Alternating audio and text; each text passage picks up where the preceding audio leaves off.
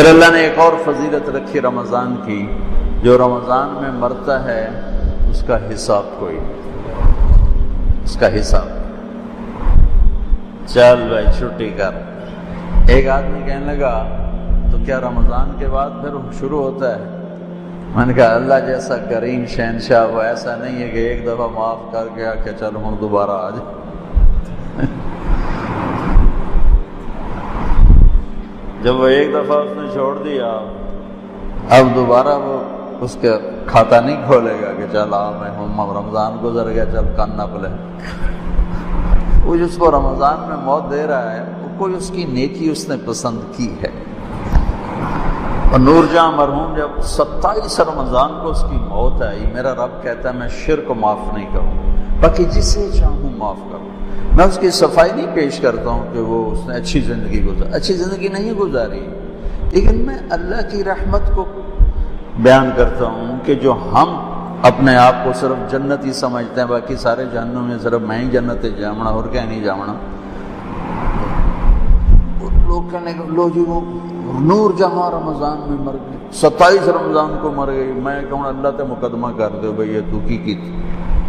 ارے بے وقوفو، میرا اللہ کہہ رہا ہے میں شرک معاف نہیں کروں گا، باقی جسے چاہوں معاف کروں۔ شہنشاہ اللہ کی قسم، اس کا معاف کرنا بھی حق ہے، اس کا پکڑنا بھی حق ہے، اس کا دینا بھی حق ہے، اس کا لینا بھی حق ہے، اس کا مارنا بھی حق ہے، اس کا جلانا بھی حق ہے، اس کا اٹھانا بھی حق ہے، اس کا گرانا بھی حق ہے، اس کی عزت دینا بھی حق ہے، ذلیل کرنا بھی حق ہے، بیمار کرنا بھی حق ہے، صحت دینا بھی حق ہے، فتح دینا بھی حق ہے، شکست دینا بھی حق ہے، بلند کرنا بھی حق ہے اور پست کرنا بھی حق ہے۔ اس کا نام بھی حق ہے، اس کی شریعت حق ہے، اس کی جنت حق ہے، اس کی وحی حق ہے، اس کا محبوب حق ہے، اس کے سوا حق ہے کہاں؟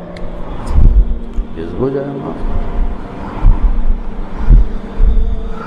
نور جہاں کا جرم تو تھوڑا تھا، گاتی رہی، وہ جو 100 آدمیوں کو قتل کرنے والوں کو اللہ نے کہا جا میں نے معاف کیا۔ بخاری شریف کی روایت، 100 آدمیوں کا قاتل کر جاؤ معاف۔ تو ایک رمضان کی اللہ نے دولت یہ رکھی ہے کہ اس میں مرنے والے کی اللہ تعالیٰ قبر کا حساب کو نہیں دو، اگلے حساب یہ اللہ معاف ہی کر دے گا انشاءاللہ۔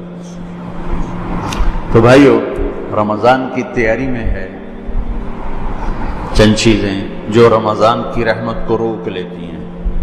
ایک شراب کی عادت رمضان کی رحمتوں کو روک دے گی، ایک ماں باپ کی نافرمانی رمضان کی رحمتوں کو روک دے گی، ایک رشتہ داروں سے لڑائی جھگڑے یہ رمضان کی رحمتوں کو روک دے گی، ایک دل میں نفرت پالنا کسی کی یہ رمضان کی رحمت کو روک دے گی۔ اتنا روکے گی کہ لیلۃ القدر میں ساری دنیا کے مسلمانوں کی اللہ بخشش فرماتے ہیں، لیکن اعلان کرتے ہیں شراب پینے والا معاف نہیں ہوگا جب تک توبہ نہ کرے، ماں باپ کا نافرمان معاف نہیں ہوگا جب تک توبہ نہ کرے، رشتہ داروں سے لڑنے والا معاف نہیں ہوگا جب تک ان سے صلح نہ کرے، دل میں نفرت رکھنے والا معاف نہیں ہوگا جب تک وہ اپنی نفرت کو صاف کرے، دل کو صاف نہ کرے۔ یہ رمضان کی تیاری کے لیے میں بہت تھکا ہوا تھا، لیکن شاید آج تراویح ہو یا کل ہو تو ضروری سمجھ کے بھائیو آپ سے بات کر رہا ہوں۔ اللہ مجھے بھی ہوش و سلامتی دے، میں بھی ان چیزوں میں ہمیشہ اپنے آپ کو شامل کر کے آپ سے بات کیا کرتا ہوں۔ تو جیسے حج پہ لوگ جاتے ہیں تو معافیاں مانگتے ہیں، بھائی معاف کری میں حج تے جا رہے ہیں، اس سے زیادہ ضروری ہے رمضان۔ جتنے فضائل رمضان کے ہیں اتنے حج کے نہیں ہیں، جتنے فضائل رمضان کے ہیں اتنے حج کے نہیں ہیں۔ لوگ حج پہ جانے سے پہلے معافی مانگتے ہیں، ارے میرے بھائیو رمضان آنے سے پہلے اگر میں اور آپ کسی سے لڑے ہوئے ہیں اللہ کے واسطے صلح کر لیں، خاص طور پر قریبی رشتہ ہے صلح کر لیں، خاص طور پہ والدین، بیوی ہے، بہن بھائی ہیں، رشتہ دار ہیں، صلح کر لیں۔ میرے رب کی بارگاہ میں رشتہ داروں سے حسن سلوک یہ اتنا بڑا عمل ہے کہ ایک حدیث یاد آئی کہ میں تمہیں نفل نماز، روزہ، حج سے بڑا عمل بتاؤں؟ نفلی نماز، نفلی روزہ، نفلی صدقہ، نفلی حج۔ الا انبئکم بافضل من الصلاۃ والصیام والحج، میں تمہیں نفلی روزے، نفلی نماز، نفلی حج سے بڑا عمل بتاؤں؟ کہا جی بتائیے یا رسول اللہ۔ کہا آپس میں صلح صفائی سے رہنا، آپس میں پیار محبت سے رہنا، لڑے ہوں میں صلح کرانا۔ یہ اللہ کو نفلی، کتنے لوگ ہیں مصلی نہیں چھوڑتے لیکن سلام کر کے راضی نہیں، گرمی کے روزے، جمعرات کے پیر کا روزہ بھی نہیں چھوڑتے لیکن رشتہ داروں سے لڑائیاں پالی ہوئی ہیں۔ میرے بھائیو، میرے اللہ کو ہماری بندگی کی ضرورت کوئی نہیں ہے، وہ ہمیں اچھا انسان دیکھنا چاہتا ہے۔ اچھے انسان میں بندگی کا ایک بہت بڑا عمل ہے، اور اس سے بڑا عمل ہے لوگوں سے پیار محبت سے رہے۔ فرائض کی تو بات الگ ہے، فرائض تو فرائض ہیں، اس کو کوئی چیز نہیں پہنچ سکتی۔ نماز نہیں پڑھتا اور سب سے حسن سلوک کر رہا ہے تو یہ بھی کہ اللہ کے ہاں پسندیدہ نہیں ہے۔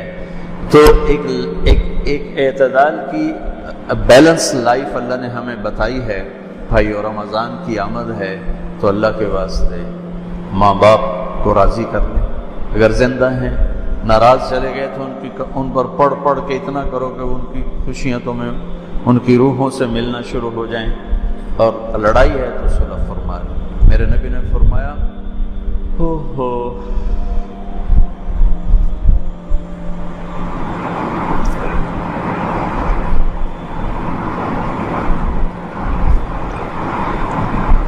میری ماں ہوتی، میں عشاء کی نماز کے مصلی پہ سورۃ فاتحہ پڑھ رہا ہوتا اور میرے گھر سے آواز آتی محمد، تو میں نماز توڑ دیتا، فرض نماز کا میں نماز توڑ دیتا۔ اور جب آخری رات ہوتی ہے تو اللہ تعالیٰ فرماتے ہیں میرے بندوں کے دن کے روزے اور رات کی نماز پر میں نے سب کی بخشش فرما دی۔ انطلقوا مغفورا لکم، جاؤ میں نے تمہیں معاف کیا، تمہارے سب اللہ تعالیٰ نے بخش دیے۔ یہ رمضان کی برکت سے اللہ نے اس امت کو یہ دولت نصیب فرمائی۔ جو پہلے امتوں کو یہ دولت نصیب نہیں تھی، ان کا روزہ بھی مشکل تھا اور ان کا اجر بھی ایسا نہیں تھا کہ جنت مزین کی جا رہی ہو اور مخلوق دعا کر رہی ہو اور شیطان قید ہو جائیں اور جنت کے دروازے کھل جائیں اور جہنم کے دروازے بند ہو جائیں، اور اللہ تعالیٰ روزانہ جنت کو تیار کرے کہ میرے بندے آ رہے ہیں، تو تیار ہو جا، میرے بندے آ رہے ہیں۔ یہ اس امت کے لیے یہ دولت رکھی گئی، اور اللہ کو ہماری بھوک پیاس نہیں چاہیے، یہ ہر عمل ہمارے فائدے کے لیے، ہر عمل ہمارے فائدے کے لیے۔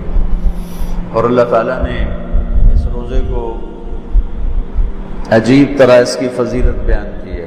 نماز کا بدلہ جنت، حج کا بدلہ جنت، زکوٰۃ کا بدلہ جنت، ذکر کا بدلہ جنت، تلاوت کا بدلہ جنت، تبلیغ کا بدلہ جنت، تہجد کا بدلہ جنت، صلہ رحمی کا بدلہ جنت، سخاوت کا بدلہ جنت، معاف کرنے کا بدلہ جنت، تواضع کا بدلہ جنت، جھک جانے کا بدلہ جنت، محبت کا بدلہ جنت، ایثار کا بدلہ جنت، قربانی کا بدلہ جنت، قرآن کی تلاوت کا بدلہ جنت، تنہائی میں ذکر کا بدلہ جنت، سارے اعمال کا بدلہ جنت۔ اور روزہ، اللہ نے کہا روزے کا بدلہ تمہارا رب خود ہے، تمہیں اللہ ملے گا۔ جب اللہ ملے گا تو سب کچھ ملے گا۔ ہارون کی ایک باندی تھی، اس کا نام تھا خالصہ، ذرا سانولی سی تھی۔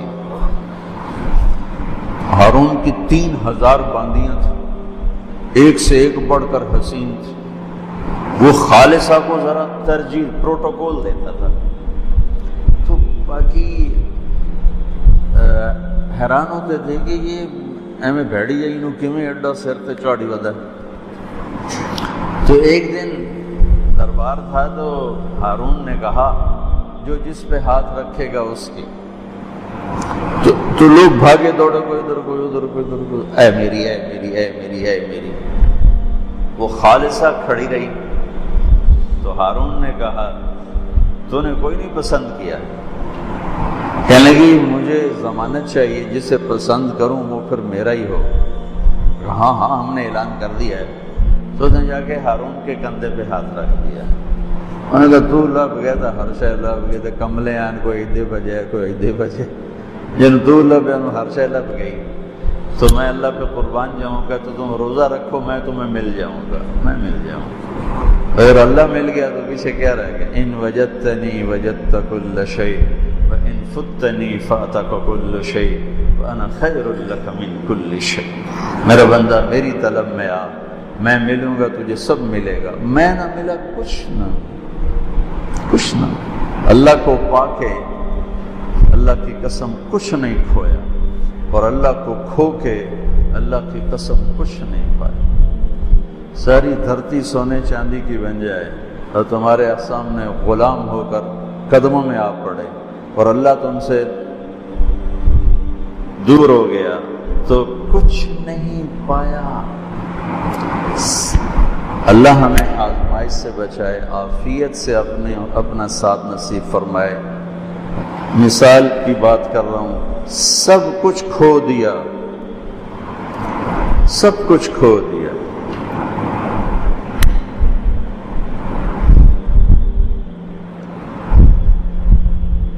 اور اللہ کو پا لیا تو اللہ کی قسم کو گھاٹے کا سود۔ میرے نبی کے نواسے نے اپنا سب کچھ کھو دیا، جان، مال، اولاد، نیزوں پہ سر چڑھ گئے۔ کبھی کسی نے یزید کو شاباش دی، شمر کو شاباش دی، سب کچھ کھویا پر اللہ کو پایا۔ آج تک انہی کے سر پہ عزت کا تاج ہے۔